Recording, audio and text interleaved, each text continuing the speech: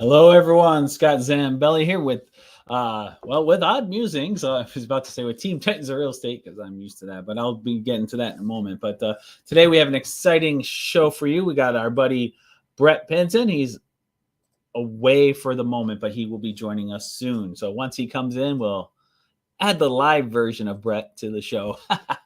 But yeah, what a great week it's been. Entertainment wise, it's been fun. Top Gun, second week of Top Gun has been amazing. They broke the record for the lowest drop in sales between week 1 and week 2. So they're having a strong performance. Shows on TV have been fun. So today in particular, we're going to be talking about Obi-Wan Kenobi, chapter 3 of season 1. That was last week's episode. We won't be discussing any spoilers on today's episode because it just came out today. So we won't discuss any spoilers on that today. So no comments, no spoiler comments in the comment section, please. But we'll get to that as well. The chapter 3 for last week. It was an excellent episode.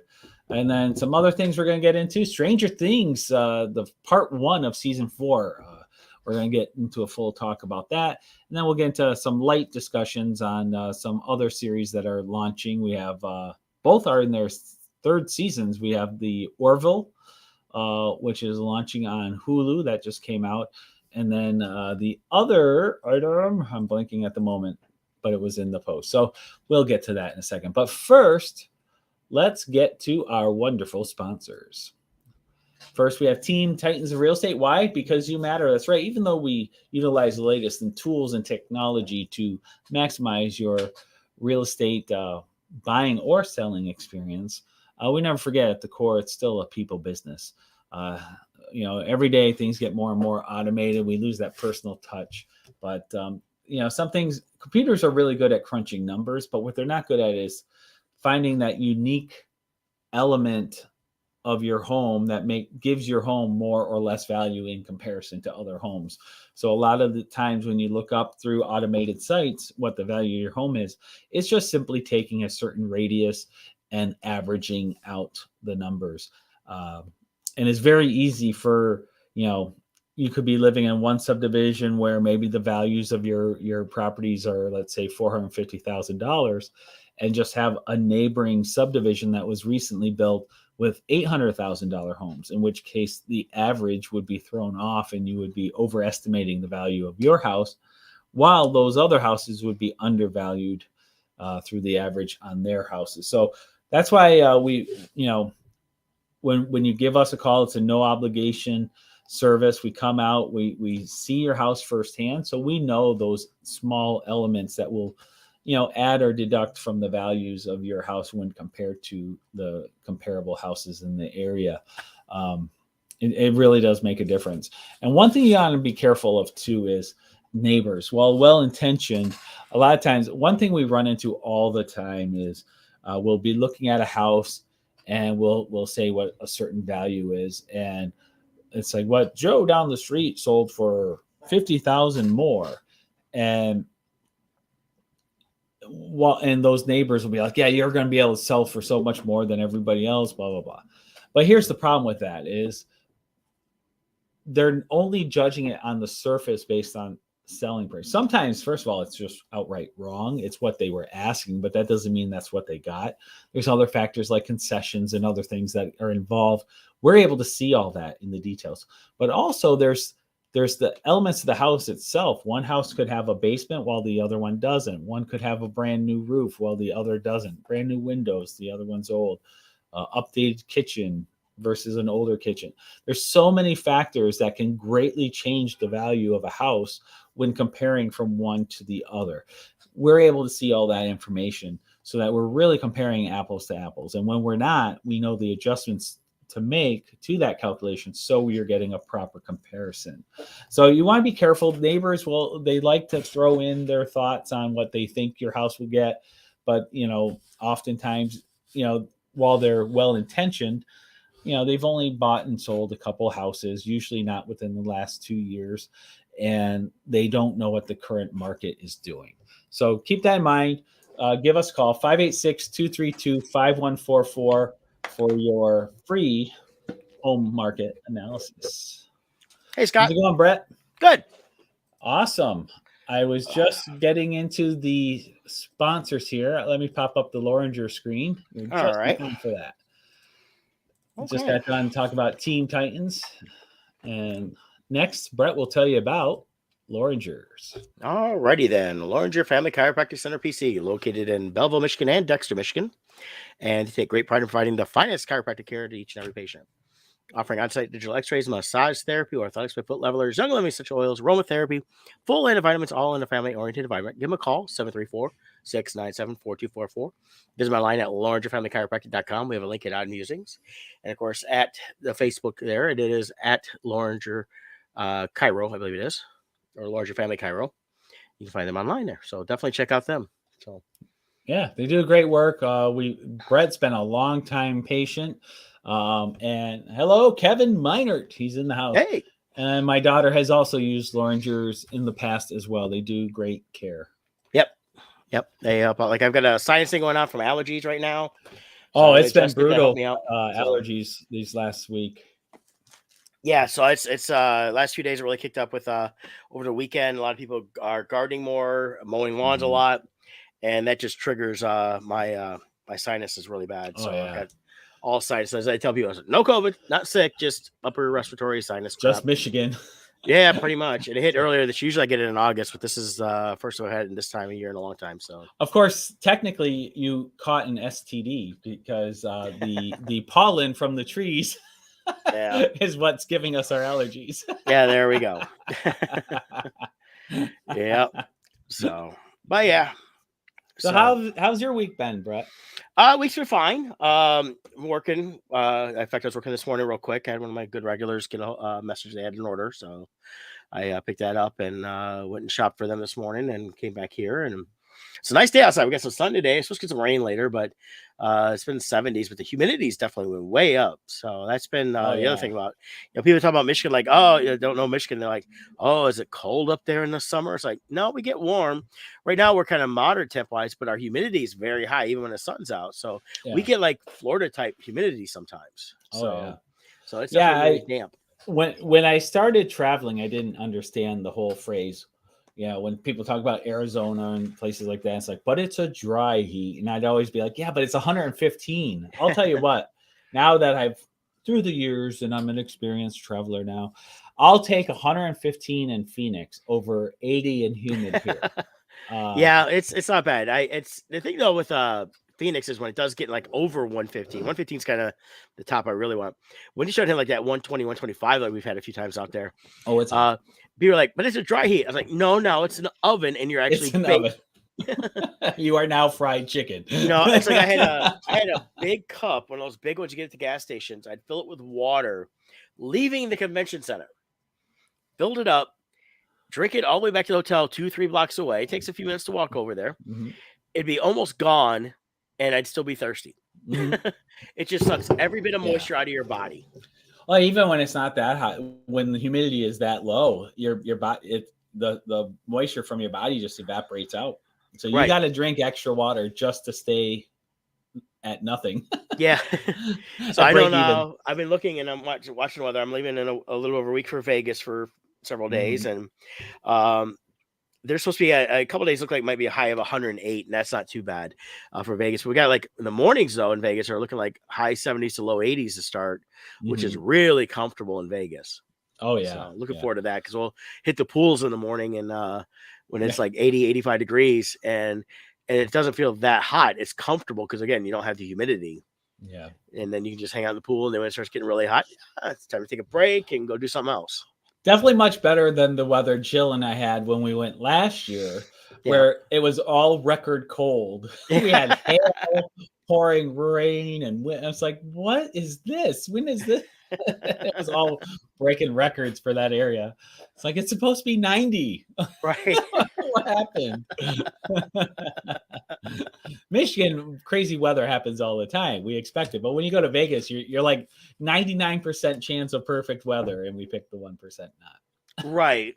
So it's a and that's the thing. It happens now. We had a couple years ago out in Vegas. We had great weather. Never got above most of the days above 98. So it's just comfortable, cool the whole time. Yeah. But you're still warm, of course. So it was great. Loved it. Loved every minute of it.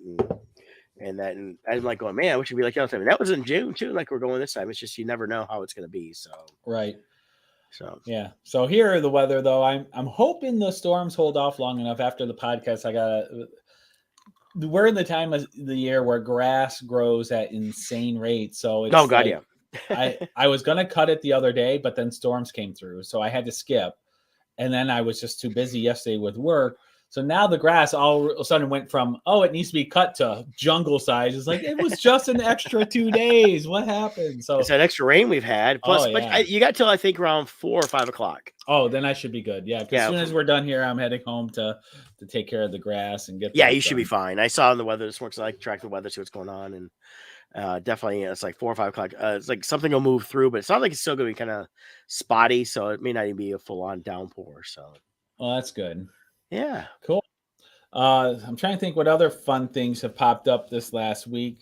Not much. I had said in the intro, it's been a fun week though overall with, different shows coming out. We had the Orville season 3 is starting. What was the other season 3 I said I was going to talk about? Oh, The Boys. Have you checked out The Boys yet? I did. They dropped the first 3 episodes. I just seen the first episode. But oh my god, that first episode's insane. Okay. No spoilers on this, people, but it is not safe for work, which means your kids should not be watching this show. No children should be watching this. Male genitalia everywhere. Well, just the they've taken it up a notch. Well, if you read the comics were pretty graphic in this way too. Right. So this isn't anything new. This isn't anything they're like, hey, we can do this because we want to. Yeah. They did do some of the stuff in the comics, but it was that style of graphicness. Yeah. That's the best way to put it.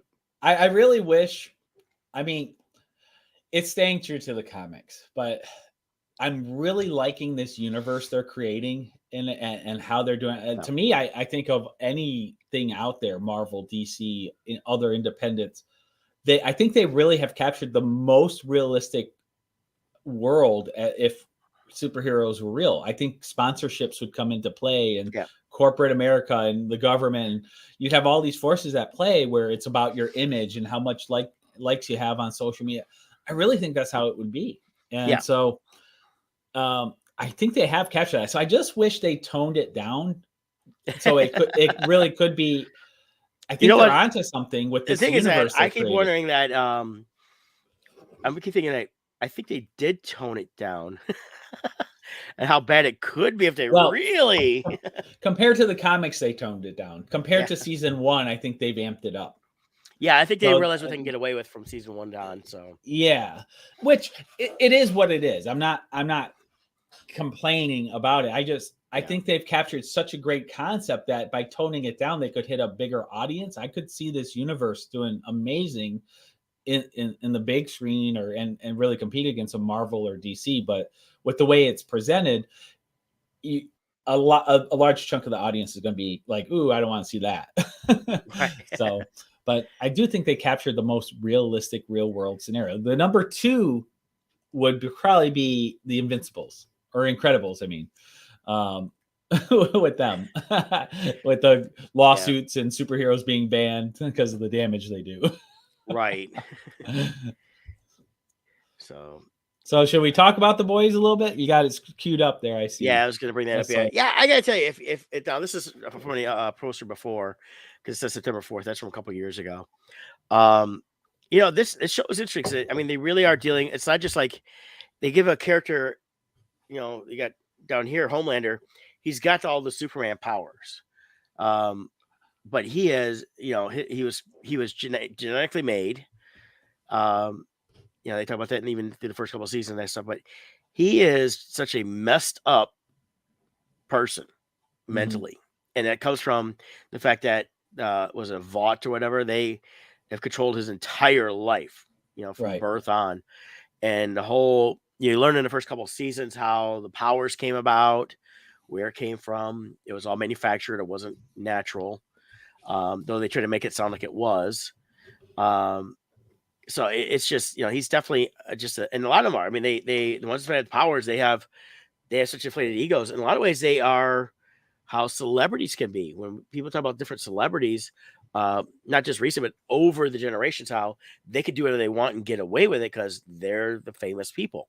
Right. Even the powerful people, we've seen a lot of them come down, but for years got away with stuff because they were in charge of everything. And things have changed over the last 10 years in some ways on exposing people and getting away with it because social media and internet, people have access to more information. But realistically, that's what this is showing is those that have power think they can do what they want. Yeah, the famous quote is what? Absolute power corrupts absolutely. Yep. I think it is. And that's what The Boys is. Yeah, it really shows. What the interesting thing about Homelander to me is he seems to want, like, because he's so powerful, even amongst superheroes, he's the most powerful. Yeah. And he seems to want to create a world of superheroes. But if he got what he wants, he would then become average. If everyone had his powers, he would be normal. And I think his ego couldn't handle it. Well, I think it's part of what he wants, though. He wants to be normal. I think he thinks he wants to. I think a lot of celebrities think that too. Yeah. Until they get it. He doesn't understand what normal is. Right. Exactly. And he wants to be normal, but at the same time, he wants to be special. Right. And you can't have both. Right. And that even comes about with, The Incredibles. Syndrome. As he said, he created all his tech because once everybody has powers, nobody's special. Right. And that's what he was going after. Was everybody should be special until nobody's special. Exactly. But Homelander wants to still be special, but he wants to create, have this race basically of humans that's all super powered, and he wants to control it all. Now, what's interesting about this season, the whole concept of absolute power corrupts absolutely is, and this is revealed through the trailer, so this is not a spoiler, is things are going to be put to the test through Carl Urban there. What's his character's name? He's Butcher. Billy Butcher. Yep. Butcher has been very anti-superhero. And what we learned through the trailers is they have the ability to grant limited superhero powers. So he's going to take on this. He's going to fight fire with fire, so to speak, and get some power to fight back. But the question will he become what he hates the most? Will that power corrupt him? So I'm very interested to see how this plays out with Butcher. Yeah, they did this in the comics, and I read up to I think issue 50 or 60 of the comics. It went like around 70 or 80. And it's the thing is that with the power stuff like that, it was all designed to see the boys are kind of like if you look at the Watchmen, and the tagline was always "Who watches the Watchmen?" Right. Well, in the boys, it's the boys, which is Carl Urban's group, are the ones that are supposed to be working with the government on a secret to control the heroes that get out of line. Right. So that's kind of where they were brought in for. And a lot of it they're doing for is for their own personal reasons, not because they want to work for the government. Right. So, but it's a fascinating concept and storyline. Like I said, I like how they work social media into it. Like Starlight is trending the highest in the group, so she gets promotions based upon her popularity. Whereas other superheroes, you're trending too low. Like the Aquaman character in this universe. Was kind of the Deep. He was kicked out of the group because he had some issues and his popularity was down. So now he's fighting. He's working with PR reps and stuff to build himself back up so he could get back in. And it's like they do all kinds of. They make movies as a group. There's the Seven, which is the main group. It's kind of like their Justice League. I have to ask you about that. Yeah. In the Top Gun, which we'll talk about very briefly, we're not going to get into a whole review on it, but in Top Gun, I'm sorry, the Star Wars sequel where they have the new trench run, one of the trailers at the beginning was for the movie The Seven. Did you have that in yours? I don't remember seeing that. Let me. I think the way the advertisement went, it made it sound like they actually made the movie of the movie that gets released in this universe. And I was like, wait a minute, are they releasing this? I don't see anything online, but okay. I wonder if it was an ad. I wonder if it was an ad for the boys. Right, but the way it was presented, I'm like, wait, are they really releasing The Seven? It looked like a trailer for The Seven and not for The Boys. So that's where I was like, that'd be really cool. Did it have like Homelander and all them in it? Yeah. Yeah, it's fun. It was all scenes from the movie that they were releasing in the It must have been an ad for The Boys then, and then the way they Yeah. did it just made it feel like a real movie. And then They briefly, did they a good probably job said The with the Boys. trailer. I was like, I think they're releasing that. That would be No, cool though, to release it as a movie. yeah. For Well, they did show in this current season. I mean, you get some glimpses of the newest movie. It's like every season they got new movies that the Seven, which is the main group, is doing. yeah. And I mean, there's a lot of superheroes around. They're all trying to get into the Seven. That's the elite group. That's where you make the money, and you're also, Yep. you know, the You get the sponsorships. yeah. So it's kind of what everybody strives for. That's how Annie there in the bottom corner there. That's Starlight. That's how she got in, was part of that. So hmm Yeah. So I'm looking forward to seeing how this all unfolds. Did you yeah, watch the first 3 episodes? I did. I did. Okay. I was watching. I was like, I ended up just kind of going right through it one night. I stayed up a little later than I normally do because Yeah. it just draws you in. And I'm going, crap, gotta wait till Thursday, I think, for the new one. You just gotta make sure, like, you definitely gotta be careful watching it and who might walk in. Oh God, yeah. It's graphic. There's some stuff. The opening scene, Yeah. the termite. Oh my god, I couldn't believe that. Yeah. Basically, they did the what they wanted Ant-Man to do in the Yes, Avengers there you go. with There you Thanos. go. Yes. So you can figure it out on your own on that. But yeah, and different things is about this very interesting. I mean, you've got like I said, all these different characters, stuff like that, and things they do.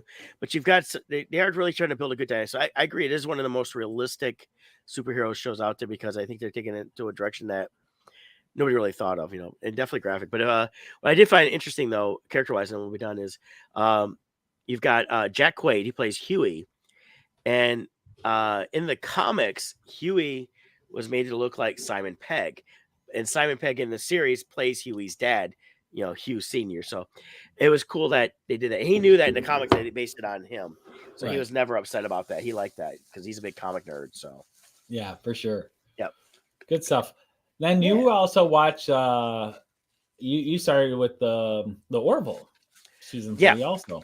I haven't watched that one yet, but you got into it. Give us a review on that. Yeah, that one is it started off different. Now, here's the thing with if you remember the end of the excuse me, the second season was a big battle, and Isaac, who is the onboard, he's part of the team. He's from a race of robots, or you know, is the best way to put it. They turned on humans. In a lot of ways, they were kind of like the Borg. So they were there to destroy and or assimilate it, but mostly destroy. So in this one takes place after that point. Now the series is called Orville New Horizons. So this takes place sometime just after that happened. It didn't.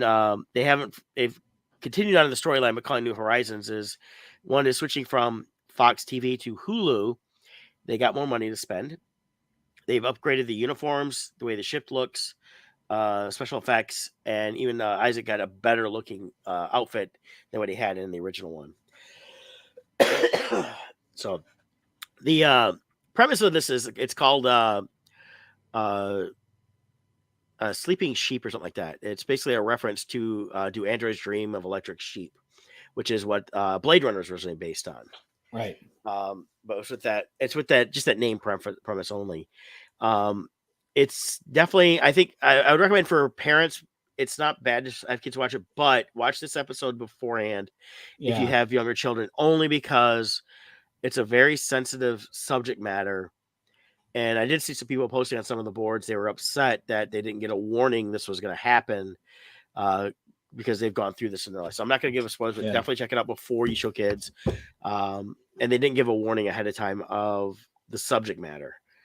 That aside, I really liked it. They've always tried to be more serious than comedy. They've always dealt with issues, and in a lot of ways, this is like a version of Star Trek, done a little Next Generation style, but with its own spin on everything. So I like it still. I think it's really good. I can't wait for the new episodes this week. Nice. Yeah, I absolutely love the Orville. When this all first started, because Seth MacFarlane was attached to it, everybody thought this was just going to be a goofy comedy. They've really made, I other outside of Strange New Worlds, which is now out on Paramount Plus, this was the best Star Trek around. Yeah. It was far better than Discovery and a lot of other Star Trek that has been done. They were doing it in the old school style of storytelling, where they would have heavy topics, but do it in a way that was a balanced approach to the story, without it becoming this preachy. You either think this way or you're wrong, and Right. they've done a fantastic job. And I would even argue the success of the Orville is what got Paramount to get their heads out of their butts and give us this quality Strange New World series, and go Yes. back to this old style of, because it's very similar now in how they're telling the stories, which Star Trek broke away from quite a bit, Yeah. in my opinion. So I really like what's happening. I don't think the Strange New Worlds format would be happening if not for the Orville. Yeah, I think it showed that people want that type of storytelling when it comes into science fiction. And we've talked about Discovery a few times on the show here, and I just, I like the second season of Discovery, but at that point they had brought in Pike and they were dealing with some actual Star Trek feeling things. Then they do the time jump where they go forward in time Discovery, and I was okay. I watched the third season; it was fine, but I just couldn't get it. I think it's the third season. They're in the fourth one now. I couldn't get into it. I don't care for the storyline. It doesn't feel Star Trek to me. It feels like you basically bastardized Star Trek. Now, some people that are Star Trek fans are going to love it, and I know some of the fans are like, "Well, you must not be a real Star Trek fan." Actually, I think I am, because of the fact that I like what Star Trek is, not what they're trying to create here. Because that doesn't feel like Star Trek. Mhm. And that first season of Discovery never felt like Star Trek either. You can create a ship that's similar, but got more technology, stuff like that, than the Enterprise did, and do all this different stuff. But Star Trek wasn't about the technology, even the special effects. It was the storytelling. Right. Yeah, And I for don't care sure. about, and I don't mind an ongoing story week to week. I like the current format of, here's this week's episode, here's what's going on, and they go on forward. And then there's a little bit of things they'll reference here and there, but it's not a continuous one season story. I agree. And if they did that even with the Strange New Worlds, I'd be fine with that if they keep in that Star Trek feel to it. Correct. So outside of any other things to add on Orville? No, I check it out. If you've not watched it, get Hulu. Yeah. If you happen to have Verizon cell phones, they do have deals on their plans where they include the Disney bundle. So you get Disney Plus and Hulu included with ESPN, and you can have those at no additional charge. In fact, I switched over to that when they first offered it, and my cell phone bill, because it's just my phone, dropped several dollars, and then I was saving an additional $13.99 a month and not having to pay for the bundle. Nice. So there's savings there if you know if you follow that stuff. So definitely check that out. It's well worth it. And there's a lot of other fun stuff on Hulu too, some different things like that. So definitely check all that out. Sweet. Yeah. So today, chapter 4, I can't call it episode 4 because there's already an episode 4 called A New Hope. Chapter 4 of Obi-Wan Kenobi, or Kenobi. Yeah, I haven't watched it yet. I'm going to watch it after the show today, but I'm looking forward to it. Yeah, so we're not going to talk any spoilers on even if Brett saw. We don't talk spoilers on today's episodes. But last week, chapter 3, wow. Yeah. that's the best description I can give. We Darth Vader was brought into the fold. I want to address one of the criticisms I keep seeing, and I addressed it last week as a precautionary because I knew this was going to come up. Yeah. I see a lot of posts, and I think these are people who aren't like longtime fans or something, or I don't know, but they're complaining at Obi-Wan's lack of abilities with the lightsaber, his force use, how he seems clumsy and weak. He's been in hiding for 10 years. If you're an amazing football player, like if Tom Brady, he's an amazing quarterback, right? Whether you like him or hate him, he's an amazing quarterback. If he sits on his couch for 10 years and then goes into an NFL game, he's going to get his butt kicked. Yeah. That's Obi-Wan. Well, he's been hiding. There's a couple things he's been doing. He's been hiding. He's been suppressing his force. So he doesn't become, because other force people can sense other force, So he's been trying to suppress that, but still, he's kind of in training as Yoda, so nobody has to suppress it and control it, damn it down. And all he's been doing is show it. I mean, it's monotonous through how much they show him going, being a butcher, slicing meat, slicing off a bit at the end to take back with him so he has something to eat that night, and goes from there. It shows that he's living very poor, He takes basically a train all the way out to the desert to work, all the way Right. back, and then hops on a creature to ride back home. He hasn't been doing backflips and triple flips through the force and, running at super speeds. And so a lot of his athletic skills would be diminished at this point. His Well, he'd force skills also are diminished. and he'd also buried his lightsaber, so he didn't have that on him Right. until He's he not goes doing to training runs. yeah, when he goes to decides to help out to get Leia. Yeah, He he has had to to go go out to find the it. desert and basically dig it up, and he had to dig it up. He couldn't just like force it up. He had to dig it up. Yeah. So Yeah. So what they are showing though in small increments is every episode his aim is a little better. He's getting better as yeah, the episodes go. So I'm very happy with how they're portraying Obi-Wan. Plus, this is a broken man. The way things ended, he not only has he cut himself off from the force and from the physical athleticism of being a Jedi, yeah, he's cut himself off from the universe. Like he's not keeping up with news and events and stuff. So like as this universe is unfolding before him and he's going out to rescue Leia, he's meeting people and he didn't realize there was this network of safe houses and that Jedi were still out there trying to help people. Like he's been so segregated from everybody. He doesn't even yeah. know this stuff. Well, yeah, because we see the Inquisitors. This is like his first encounter with them. So, because Yes. he's been out in the desert basically hiding, and it's Tatooine being such a far outer rim planet. For the most part, the Empire's barely out there. And the only reason they're coming out there, the Inquisitors, because they had word of somebody turns up. There's was at time a youngling who's now older and still using his force powers and is trying to help people because he still believes in the Jedi code. Right. And he recognizes Obi-Wan. It doesn't. No, I'm Ben. The Jedi are gone. We lost. Yeah, and he said you got to abandon that way of life because Yeah. he's complaining that other Jedi's like they keep finding me, and he's like, well, you stop being a Jedi. Yeah. Go work in a meat factory. Stop using the Force. Yeah, and we've seen this throughout some of the other Star Wars, even the sequels that came out in these last few years. There was a little bit of that in the sequels of some of the characters had been Force users that had suppressed it and then completely lost it. So basically, it's like where he's at now is he hadn't completely lost his Force powers and everything, but he didn't have the ability to continue on and do all that stuff too. So Yeah. So we have a little bit more expansion to the story of Riva, the third sister, Yep. and I'm still gonna say it, but to be fair to her, I think it's true of all the Inquisitors. The writing and acting for all of the Inquisitors, including Riva, has been extremely flat and one-dimensional. There's nothing about they don't even come across as menacing. They just seem like angry whatevers. Like the fifth brother in the cartoon, he's this huge imposing figure. The one playing the fifth brother in here, he's not giving that vibe. Really, my favorite Inquisitor is the one that barely does anything. She has the little Leku or whatever you call them, the tentacles hanging out of the back of her head here. I forget which sister she is.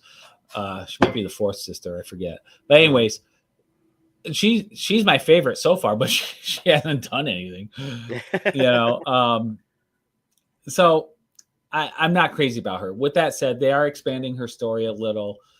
I think this week kind of confirmed Brett and I can't remember if we talked about it on air or off air. We've speculated she's going to be like a redemption story. Yeah, we talked about it on air a little bit. Yeah. I think they're doing a road to Damascus with her. In the Bible, Paul, he was the most zealot persecutor of Christians in the Bible. And he has on the road to Damascus, he has an encounter with Jesus, and that's when he becomes Paul of Tarsus, and he becomes the most zealous of supporters at that point and starts teaching Christianity. I think that's what they're doing with her. I think they're trying too hard to make her this zealot, and I think that's why it's coming across the way it is. Mm-hmm. And I think she's going to have a moment where she's going to convert to the good side. So that's my prediction, because I think they want to set her up for her own stuff down the road. Right. Now, of course, so we saw in the in the first episode, she kills the Grand Inquisitor. The thing with that is it's now all these articles talk about that now Rebels is not canon. Well, that's not true. Right. I don't think he's fully dead because, as we've speculated many times on this show, until we see the double tap in the head, And even then, I guess go. Let's Yeah. go back to episode 1. yeah, Darth Maul was cut in half, and people speculated whether or not he would come back. And George Lucas's exact quote is, "I cut him in half so people wouldn't speculate if he's coming back. He's dead, people." Well, what happened? Oh, he's back. well, it's because he handed off everything, and then someone said, "Hey, I could do this," and Well, they essentially did a like a version of like Luke losing his hand, but yeah. Darth Maul lost his leg, so he Lost his whole everything below lower torso, so they basically got him robot legs. But here's the reality. At the end of the day, it's called money. And the Darth Maul figure sold very well. Well, he's one of the most popular characters still to this day. Oh, yeah. And Ray Park is such an amazing representative for the brand. Yeah. Everyone wants him back. And we see that at shows. I mean, one of the first shows I did in Pittsburgh, 2006, he was there. And there was kids coming up with their double-in lightsabers. And this was, what, at that point, 7 years after episode 1. And he's like grabbing their lightsabers from the kids, doing demonstrations for them. Even if they didn't buy an autograph, he was signing the lightsabers because he just loved being an ambassador to brand, and he still is. And it's something that now I've been seeing some reports. I haven't seen it. I can truly say is positive. But it looks like Kenobi may get a second season now. But again, this could be internet rumors.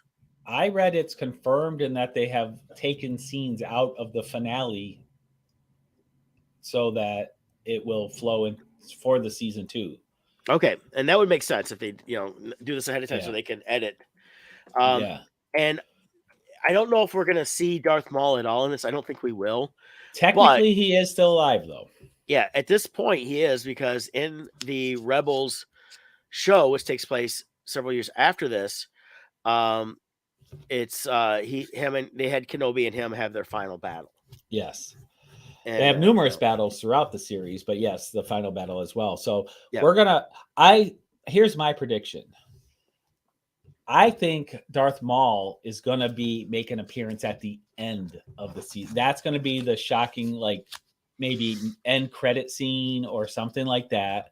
Yeah. Fans want a Darth Maul, not just a Darth Maul versus Kenobi. We want to see Darth Maul and Vader on the same screen. Yeah. And in the comics, there's been some scenarios that popped up where through the Emperor where there were battles, and it was really awesome through the comic books. We want a live action, and it is possible now. So my prediction is he will be a surprise end credit scene, and season 2 will have Darth Maul as the main villain. Yeah, because as we talked about last year on the show here is, Ray Park was posting all the stuff he's been working out, getting himself in shape, obviously wanting to play his role. And then they said, oh, he's not going to be in it. That too is, even if they were going to have him in this season, they may have made him say, look, you got to say you're not in this. Just to give you an example too of how much they like Darth Maul to be a surprise for Solo. Remember, Darth Maul appears at the end of Solo. To set that up, see, Ray Park has to shave his head to be Darth Maul. Yeah. And so to film that, they even set up, I remember, because I follow Ray Park on Instagram, I remember at the time, they set up a whole thing where he went to the hospital and was having some medical procedure. So he was doing photos from inside saying how, they had to shave my head for this procedure. So they set up a whole fake story to explain why his hair was now gone. And then it turned out he was actually filming these scenes. So they will go to great lengths and to keep that kind of stuff quiet. So he could become a main person, but I think he'll be next season. Yeah, because there's all kinds of reports earlier this year saying that he was replaced by Vader once Hayden Christensen decided he would come back, and they were getting everything in pre-production, and so they changed the storyline to Vader, and that's what we got in episode 3. Episode 3, Vader was just phenomenal. Yeah. Oh yeah. So Disney allowed them to have Vader be actually the most brutal. It looks like the Rogue One scene is just insane. But in this one, he's not targeting military personnel. He's targeting families, men, women, and children. Nobody is safe from his wrath to get Kenobi to lure out into the public. Yeah, because I mean, what we're seeing here is Anakin as Vader. He's fully taken on the Vader mantle, wants to be, wants revenge against Kenobi, and he wants him to suffer the way that he suffered because he blames Kenobi for everything, just like he did in Revenge of the Sith. He blamed Kenobi for Padme turning against him. You know, I'm trying to see if there's a Darth Vader picture. I'm not seeing one. the time for the Jedi is over. Yes. So I'll just leave it on that. There he is, right there, real small one, right there, real small, real tiny, real tiny. Yeah.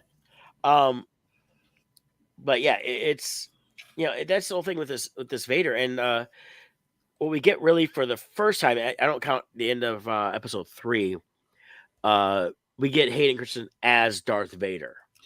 They even went so far as to hire a choreography coach for body language for Hayden to practice. Now they keep saying Hayden. Let's be honest. Hayden is in the suit and he is part of it. But there is also, just like in The Empire Strikes Back and those, it wasn't just David Prowse. You had someone who was specifically for fights, somebody specifically for stunts. So there was like 3 people in the suit, and this is still the same now. But what they did is they analyzed David Prowse's body language, how he moved in the suit, just like they did with Peter Mayhew passing the mantle of Chewie on. Yeah. They had him study under Peter, so he knew his body language because how they move matters. And in episode 3 or chapter 3 of this series, right away I'm like, oh, like the head turn he does. That's the exact head turn he does when he's fighting Luke at one point, where he turns to look at Luke in Return of the Jedi for that. And there's another one I'm like, that's exactly the Empire Strike Back pose and stuff. So you could tell they really wanted him to have the presence, and you could feel it. Oh yeah, and we get I see, we don't see Hayden too much. We do see him in the back to tank with the mask on, because Vader's injuries are still so catastrophic. He's got to still spend time in Bacta tanks, and that. So it's just done so well in terms of they really wanted to make it authentic and fit in as much as possible. Good morning, Jen. Jen's in the house here saying good morning. Hey, Jen. Well, she's just saying morning, so we don't know if she's wishing a good or bad morning. Well, there's an exclamation point, so it's morning. Morning. Or it could be like Darth Maul yelling Kenobi, morning. Good morning, Jen. So this whole episode, I mean, it leads up to this. Actually, I didn't expect to see the fight like this. Oh yeah. When I first started watching the episode, I thought, okay, we get Vader introduced, and I thought they're going to build up to something more, like another episode. It's actually Sue, and good morning. Oh, I bet you this is Sue McBride. Oh, okay. Because her and I talked, and Scott and I have to talk after because we haven't a chance to talk yet about it. All right. I believe this is Jen. She has a business in the area, and would love to come and talk to us about on air. Perfect. But I think it might be Sue McBride, one of our original super fans. Oh, very nice. She bought the T-shirt, so she's a super fan. So that's true. Regarding this encounter, like you were talking about, what I love about it, though, is this is just a teaser, a taste. So Obi-Wan encounters Vader, and right there in that photo, you see it. Mm-hmm. Just like in Empire Strikes Back, when Vader first confronts Luke, he's toying with Luke, and he does the battle one-handed. And that's what he's doing here against Obi-Wan. He's so toying with him. He's just not even trying. Yeah, he played with him the whole time. This whole fight was Vader just toying with him, messing with him, and then he got him where he wanted, and he starts dragging him through fire. Yep. He wants him to suffer the way that he suffered, and he wants to destroy him the way that he feels he was destroyed by Kenobi. He wants to taste Obi-Wan's fear and suffering and loss. He wants to soak that in through the Force. Right. And that's what's happening here. And like the fire scene was just so great. Yeah. So a fantastic episode. Kenobi, of course, doesn't die at this point. He gets saved a little bit, and I'm looking forward to watching today's episode to see how that continues on, because after this week we got 2 more weeks. It's a fast series, 5 weeks, 6 episodes. So I'm looking forward to That is, and I really do. Like I said, all the stuff that's saying they're going to do a second season now. I really hope so, because I think it's something that deserves a second season. And they don't have to go too much further past that, because you got to be careful not getting too far close to the Rebels and New Hope stuff, but they can get pretty close. For sure. I got to show one last thing here before we Yeah. move on. This was a really cool little nugget of information. Let me share.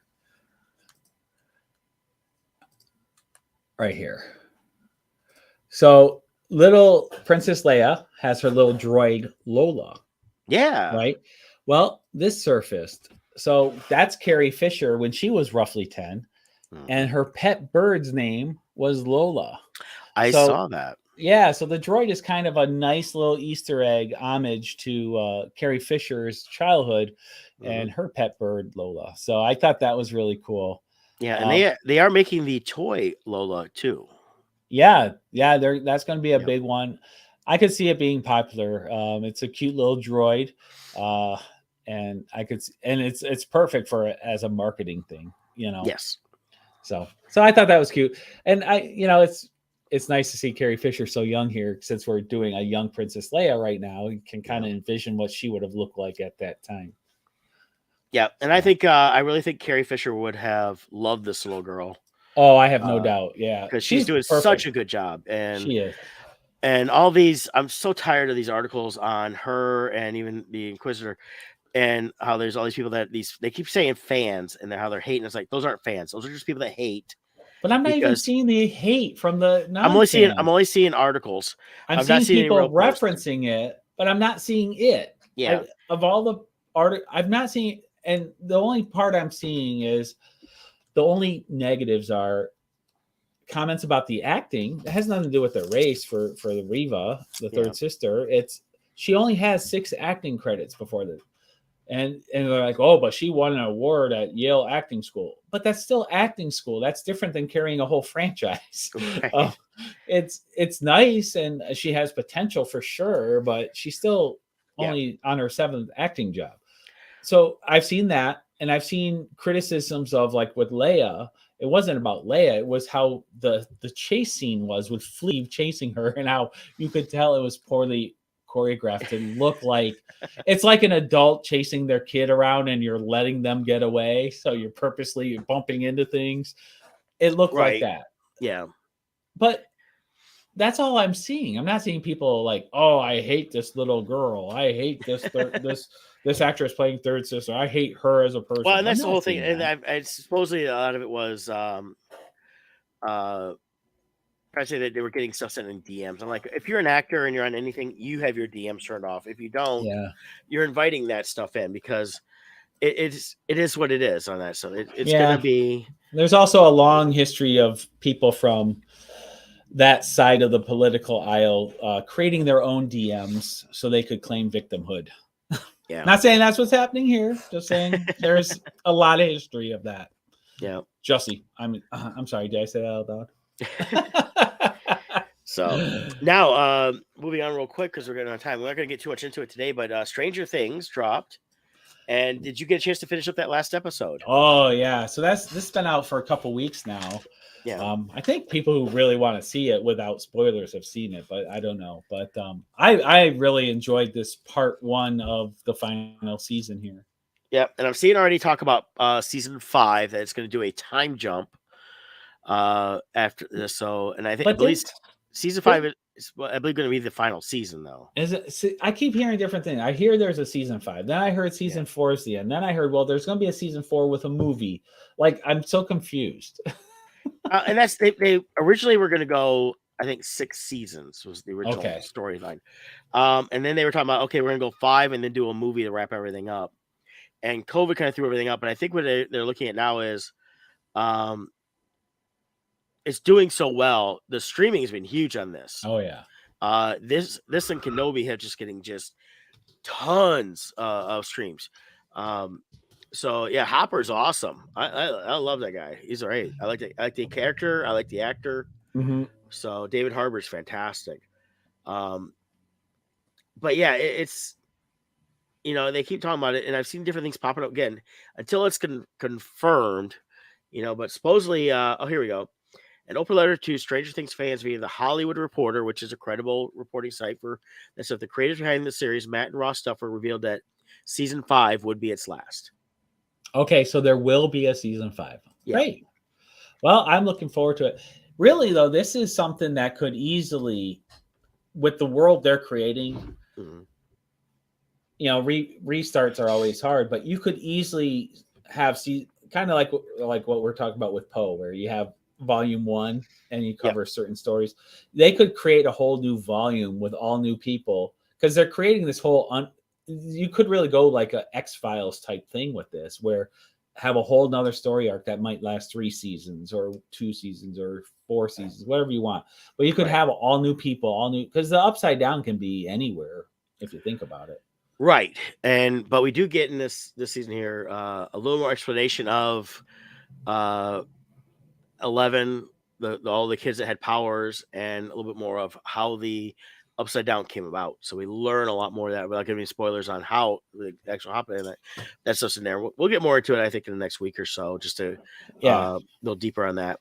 But if they do a time jump, which I think would be a good way to go, this season right now is set during 1986.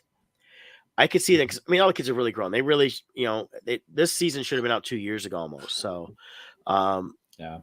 So they're 2 years ahead in terms of all these kids aging. So now, I think we'll see at the end of this when it comes back, it'll probably be like 89 because this has always been an 80s type series, and I can see them wrapping it up in like 88, 89 to bring it to an end. I mean,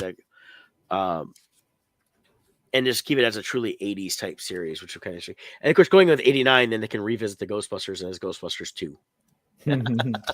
True. So it should be pretty cool. I'm looking forward to seeing more of this. I can't wait till July for the second part. And this is like one of those shows I did, they drop them all because they're not going to go weekly on Netflix. But I got to tell you, I didn't mean to go through as fast as I did, but you couldn't help it. It's just like, it just sucks you right in. Yeah. And I have to, go ahead. I would say my favorite character in this new season, I love Murray. Oh yeah, Brett Gilman. He's awesome. He's a comedian. I loved him in the other seasons, but he really steps it up in this season. And I love how he handles this season. It's a lot of fun for sure. Yeah, no, he's fantastic. I definitely been enjoying him a lot in this, and he's like been training martial arts, and he's actually not bad. The other character that's a new character that's been interesting is the whole Eddie Munson. Yeah. So yeah, he's the heavy metal Dungeons and Dragons playing freak of the town now. Yep. And they're even tapping into the whole paranoia of society with D&D being a satanic type of game where, I don't think they have the year right, though, because I don't know. For me, my experience with that was more like 1983, like when I was in elementary school. I remember 83 and 87. I used to hear that all the time. Okay. So it was an ongoing thing. So it wasn't anything new. Yeah. But it was an ongoing thing. But I remember growing up because we liked D&D, hearing like, "Oh, that's a Satan game," and it's like it's wizards and dragons. What are you talking about? So well, it's the same thing you hear from people. It's like, oh, you don't let your kids read Harry Potter because it teaches them how to do spells, and I'm like, no, it doesn't. There's no real spells. Yeah, so Expelliarmus doesn't work. Right. Accio $1 million.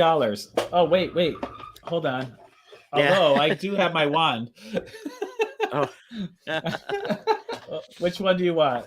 Or I have the Voldemort wand. So I always am ready just in case. No, this is the original Voldemort wand, I believe, isn't it? It's not Voldemort. Voldemort's. Oh no, yeah, Voldemort had one. Oh yeah, that's the original Voldemort. Okay. I think this one was. But anyways, so I'm always armed and ready. But I can tell you this: if anyone comes charging through that door, these won't do any good. because it's not real. Right. I forgot I had these. It just popped in my head. They're stashed in my desk. That's so funny. Yeah. Oh, and Joyce. Joyce is always she Winona Ryder is out there. She cracks me up as Joyce. Yeah, she's funny. She seems like she's, even as a character and as herself, just oblivious in some ways, and then knows everything all of a sudden. Yeah, and Max. Everyone's been talking about that song that has how that's become big. Running up the hill or up the hill, whatever it's called. With Yeah. What's her name? But I've been enjoying it. All the kids do a great job on this series. Yeah. Dustin and Steve are always a great combo. Yeah, they are. What they should do is, after they end this thing, as long as they're still alive, they should do a Dustin and him combo movie, like a buddy picture. That could be the perfect string. There you go. It's like X-Files, except it's Dustin and Steve, and they're exploring phenomenon in other parts of the country or world. Right. So yeah, I was looking up. Joe Quinn plays Eddie Munson. Eddie. And he's just a fantastic job. I like him. He's got a pretty good list of stuff. He's been in a lot of stuff. What we can't get over watching, though, is his face, his eyes and nose and mouth.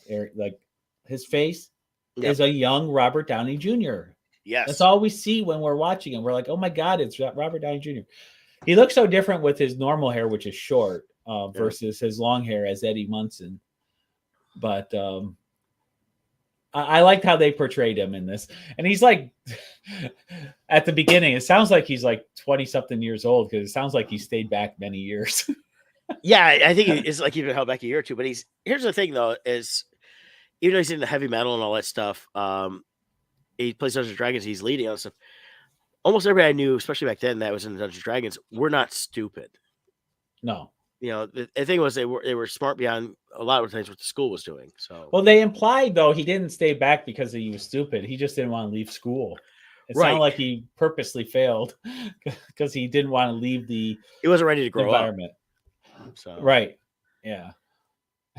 He liked being the top dog in the high school amongst the nerds. Yeah.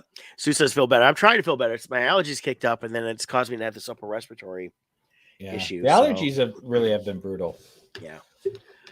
So, and I checked, no COVID. Yep, no COVID. So, COVID free. But yeah, so I'm really loving Stranger Things. Always have.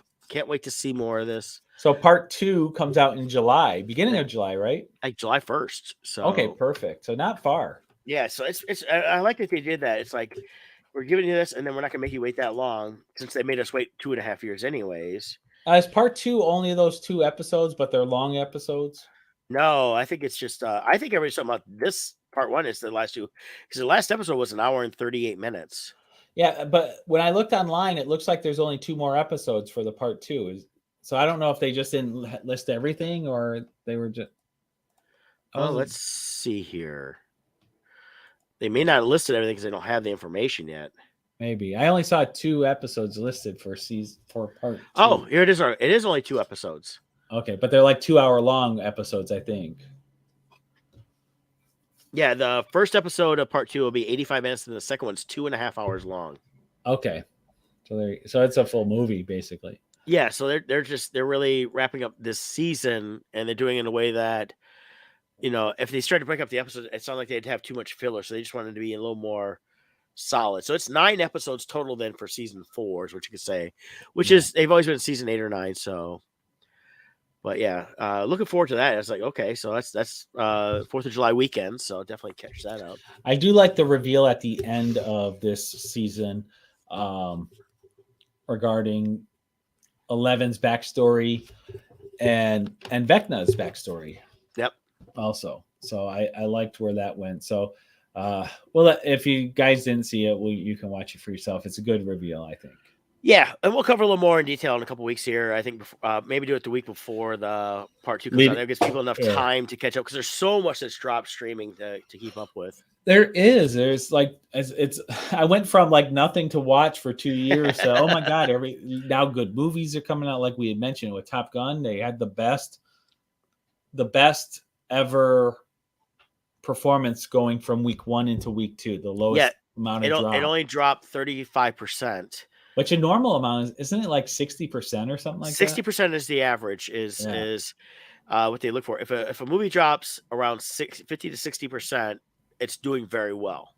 Right. This dropped 35. Now, granted, there's not been a lot of competition, right, for it, but still, what that means. But there's been other movies that there wasn't competition, and they still dropped significantly from week to week because people didn't go back to see it. People are going back to see this. I've seen it twice. And I don't see movies in the theater that much, 2 or 3 times like that. Once I'm usually done. Yeah, we want to see it a second time as well. Yeah, it's definitely worth a multiple viewing, and it does such a good job on the big screen. Oh, you got to see it in the theater. I'm so glad they didn't release it streaming. I'm glad I got to see it in the theater twice now, and I may see it again down the road. Who knows? Of course, even though Bob's Burgers movie was released, Top Gun still stayed off. Well, I know people that were excited about that, but I'm not a Bob's Burgers fan, so I have no plans to see it. So no, me neither. Sonic 2, did that just come out this last weekend? No, it's been out for a couple months, and it's just now hit Paramount Plus, which I watched it on there. And it was good. Actually, I liked it. They went a little more edgier and that than the first one. And it's a longer film, and it spends more time with Sonic more than Sonic and his human friends. So, if you want to go to Imagine's Theater, their Flashback Cinema, they're playing Goonies right now. Yeah, I saw they're doing that. They have some pretty good ones on that. They do. So I never really get a chance to see much of those because they're always at odd times for me. But I will be now next week. We won't talk about it on the show next Wednesday or even the week after because I won't be on that show. But we're going to get an early sneak peek of Lightyear. So we may do a impromptu stream real quick to give you guys a quick review after we see it. Because I'm looking forward to seeing that because it's definitely a movie I've been excited about for a while. Yeah, I'm looking forward to that. Like I've said before, that was the movie I didn't even know I wanted to see until the trailer came out. It was like, what the heck? It blew me away, the trailer. Yep, so excited about that. So, yeah. All right. So good stuff. Hey, all right. Join us next week. We'll be together again next week, and then we'll have a lot more fun. Anything else, Scott? Nope, that's it. Have a great day. All right, I'll take us out. Bye.